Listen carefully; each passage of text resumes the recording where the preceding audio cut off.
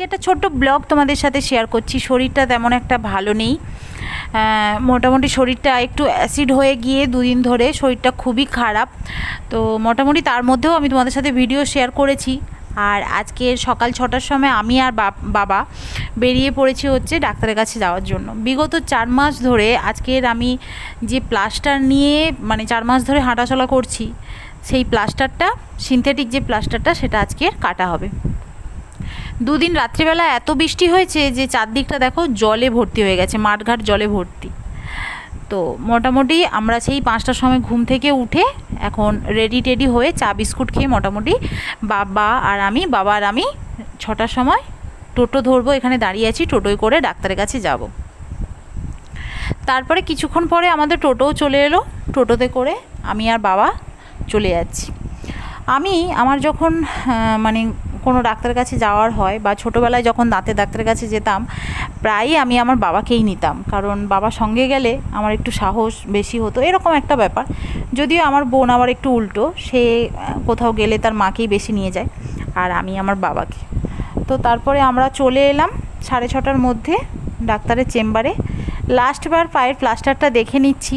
পায়ের প্লাস্টারটা হচ্ছে, যাই হোক, এতদিন থাকার পরে সেটা কাটা হবে, এতদিন আমার সঙ্গে ছিল।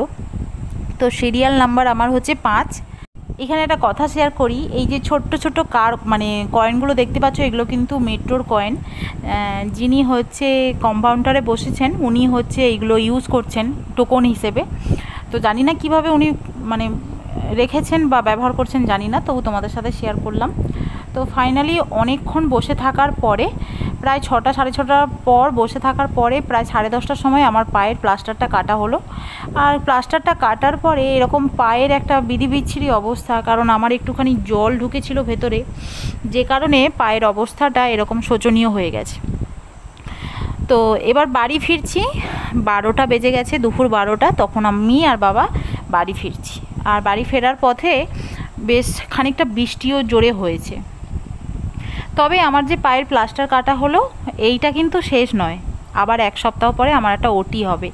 ওটি হয়ে পায়ের যে তারগুলো দেওয়া আছে, ওই তারগুলো কেটে বের করা হবে। তো যাই হোক, এখন মোটামুটি এইরকম ব্যান্ডেজ করে রাখা আছে। 1 সপ্তাহ পরে একটা ওটি হবে, যদি সম্ভব হয় অবশ্যই তোমাদের সাথে শেয়ার করব। তো আজকের একটা ছোট্ট ভিডিও তোমাদের সাথে শেয়ার করলাম, ভালো লাগলে লাইক করে দিও। আর আজকের মতো বিদায় নিচ্ছি, কালকে দেখা হবে নতুন একটা ব্লগ নিয়ে। টাটা।